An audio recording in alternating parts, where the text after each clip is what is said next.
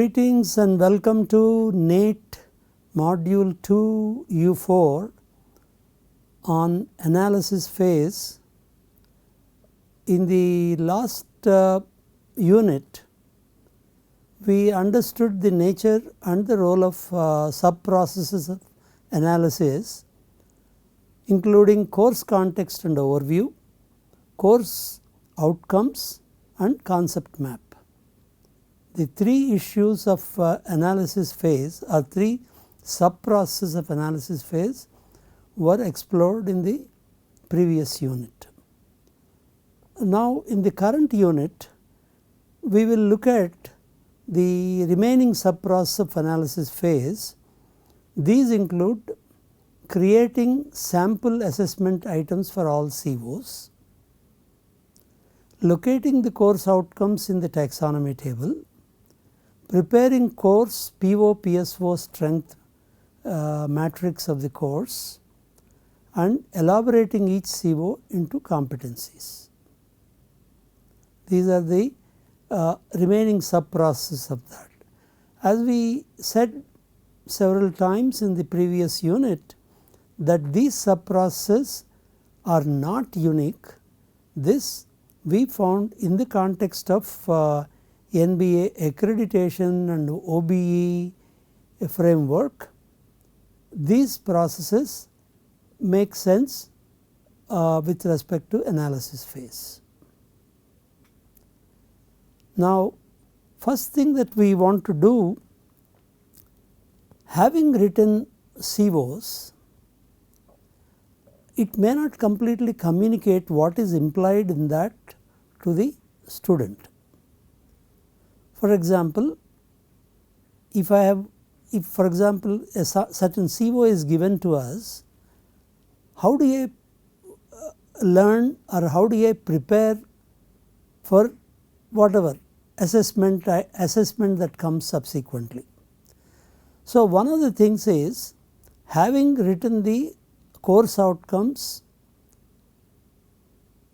as the first stage, then we talk about the alignment of assessment items with the course outcome. That means, I should be able to write some assignment items, some are what you call in common language as questions, that need to be solved to demonstrate that the students have attained course outcomes. So, I also communicate as a teacher to the students, I give a course outcome and I give a sample test items. That means, the level of question, if a student is able to solve questions of this category, and we also provide sample answers as well, and this is the way to be solved. If I can demonstrate that, the student would understand how to exactly prepare to demonstrate that he is attaining the course outcome. Then here we talk about alignment. What kind of question should we ask? Here alignment means the assessment items are at the same cognitive level as that represented by the action verb of the course CO statements. They should be in complete alignment with COs. When we write sample assessment items like this, we do not write assessment items which are at a cognitive level lower than that represented by the action verb. So, this is one thing you should remember. At the level of preparing for the analysis phase, the sample test item should be in complete alignment with the cognitive level of the CO statement. Sometimes when we are designing the sample test items, you may notice somehow the CO is not, you do not feel happy with the way the CO statement is written. In that case, from the sample test items that we have written, we may want to go back and slightly reword our CO statements. That is where the iteration part comes. there need not be any hesitation to go back and correct the CO statements. That is why writing good CO statements requires designing sample test items and if necessary going back and modifying the CO statements accordingly. Now there is another issue. The difficulty levels of sample test items should be carefully chosen based on the perception of the cognitive abilities of the students. For example, the syllabus or the COs of a particular course may look the same as that of an institute where you have the what do you call instructional situation is completely different. The batch of students that you have maybe are different. In that case, the difficulty levels of the sample test items should be carefully chosen. Otherwise, you will not be able to achieve the goal where the students are able to solve questions of that type. Now let us look at an example. In the course data structures, once CO is written, write programs using data structures including array, stack, queues and linked lists. So some sample test items are given for this CO are perform insertion of number 100 and deletion of number 87 from the linked list given, which is a series of numbers were given. And when you look at these four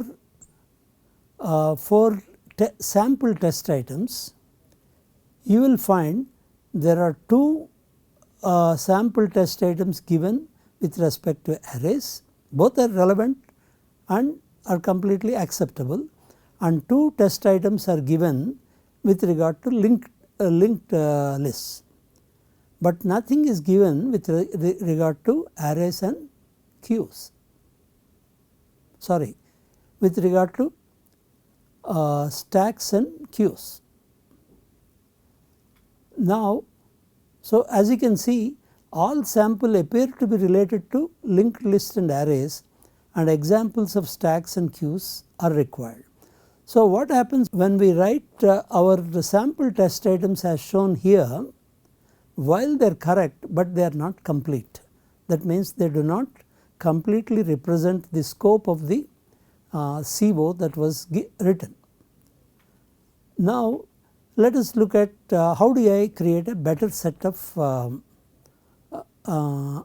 items which are in alignment with the CO. Now as you can see, all of them they belong to the same cognitive level apply as that of the CO. Now here we have one example on the linked list, first one, and one example from the array, and one example that is related to stack, and one sample test item related queue. Okay. So these are representative sample test items. There is no actually there need not be any limit on the number of sample test items that you can write. If you want to demonstrate to the students that the variety of questions that can come that they should get prepared for, you can give more number of samples which actually will represent the scope of the CO as you have it in mind. As a course designer, you have it in mind. Okay. So sample test items associated with the CO completely communicate to the students what is it that they should learn and what kind of skills they should acquire with regard to demonstrate the attainment of that CO. Now let us look at the next issue. Here we look at a course called Analog Circuits and Systems. If it is a 4:0:1, that is 4 lecture hours per week and 1 laboratory. So laboratory and lectures are integrated into one, and we have written the COs, and each CO here, as we have already tagged them, I am picking only from those tags the relevant portions here. For example, understand analog signal processing functions in present day electronic products. So, the cognitive level is U, and the knowledge categories, there are 4. These include factual, conceptual, criteria and specifications, and practical constraints. Okay. These are 4 knowledge categories, and the cognitive level is U. Similarly, for all the COs we have tagged accordingly. For example, the second CO2 has, it belongs to apply, conceptual and procedural, and third one has it belongs to understand category, but it is conceptual and procedural knowledge. So, you have the other ones listed. There are actually 9 COs in this. So, we want to keep them in the what do you call the taxonomy table. We are calling revised Bloom-Vincenti taxonomy table. Now, as you can see, these are the cognitive levels, and all these 8 knowledge categories are shown here, and then as you can see, some of the COs will appear in more than one knowledge category. For example, CO1 is appearing in the factual, conceptual, criteria and specifications here, and also practical constraints. So, one CO has appeared in 4 cells of the taxonomy table. Similarly, all the other COs are accordingly mapped, and now you can see how that is you are covering many dimensions of the many knowledge categories. So, what happens, depending on how many cells you are in, your instruction will correspondingly depend on that, and similarly the kind of sample test items that you are going to write will also differ. For example, a sample test items can address more than one knowledge category, but when you write sample test items, you have to make sure that your samples are truly addressing all the relevant knowledge categories as well. As you can see, there are only 2 cognitive levels that are applicable, but many knowledge categories are relevant in this particular course. We now look at strength of CO-PSO mapping, which we have seen this mapping is required to compute the attainment of POs and PSOs. So, we are only recalling or recapturing what we have done in the module 1. The attainment of a PO PSO depends both on the attainment levels of associated COs of core courses and the strength to which it is mapped. So, each course outcome addresses a subset of POs and PSOs to varying levels, and the strengths are mapped as 1, 2, 3 are low, medium and strong, and also you require to determine the level at which a particular PO PSO is addressed by the course, and that is called mapping strength. We have presented some procedures for determining such mapping strengths in the module 1. Okay, we are going to just follow that, and the same CO, PO, PSO mapping, the strength of mapping is demonstrated here, and in this particular course you have like this. PO 1 is addressed to strength 1, PO 2 is addressed to strength 1, and PO3 is addressed to strength 3 and so on. You also have to demonstrate to the outside world that when I look at, if somebody asks you show me how you are addressing PO3 to the strength 3, we should be able to first demonstrate to the number of sessions that we have and also based on the type of questions that you are asking in various assessment instruments. We have another situation. Sometimes the scope of a course outcome can be very large, like when we map the number of sessions that are required to address a particular CO. We have seen samples anywhere going from 10 up to 15 and so on. That is how it is written. But what happens is we also need to plan an instructional unit. That means an instructional unit has a very specific goal, and if I am associating some 12 classroom sessions with that, it becomes a very large instructional unit, and it may not be very good to try to integrate so much of material into one unit.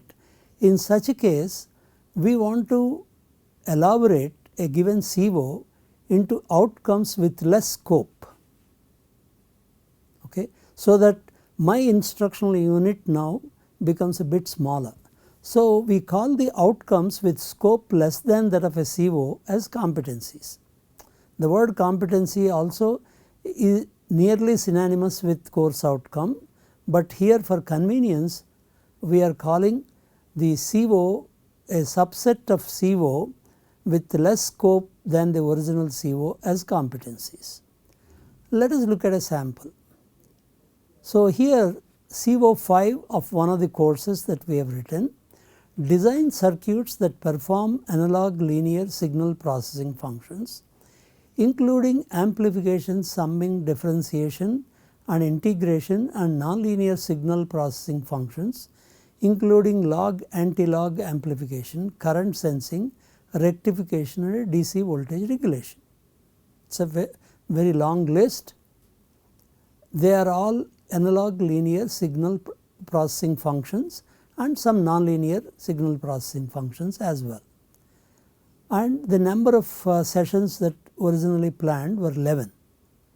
So for us to plan our instruction better, we propose to break them into or elaborate them into 4 competencies. So we are going to label that as CO5, C1. CO5 competency 1, design amplifiers. These are the types of amplifiers we are going to look at: VCVS, CCVS, VCCS and CCCS, starting with ideal op amps called nullers and using the state of the art commercially available components. This, it was felt that we can do it in 4 classroom sessions. And second one, design summing amplifiers including instrumentation amplifier and simple integrators and differentiators, another 4 sessions. Whereas competency 3, design log and anti-log amplifiers and current sensors can be done in 1 session. Whereas C4, design precision rectifiers and DC voltage regulators as 2 sessions.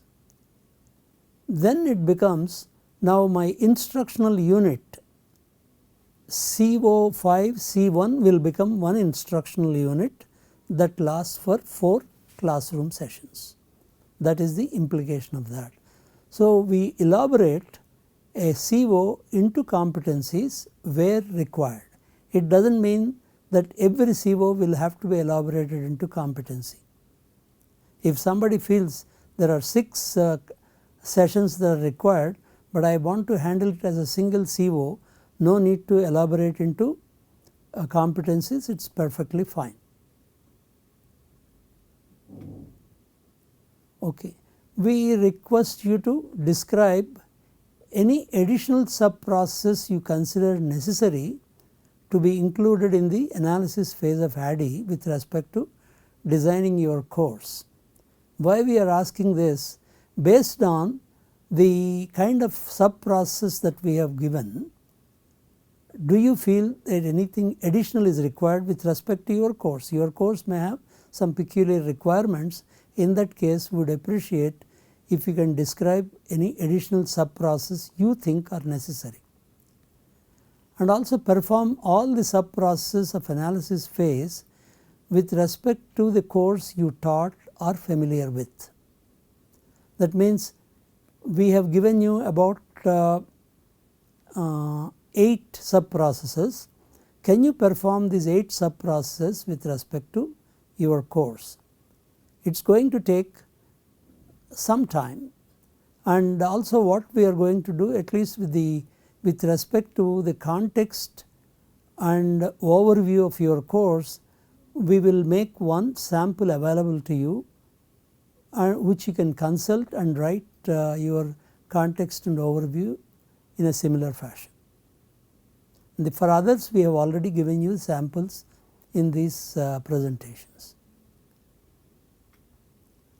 And in the next unit, we try to understand the sub-process of design phase of the ADDIE. We are only talking with respect to the phases of ADDIE.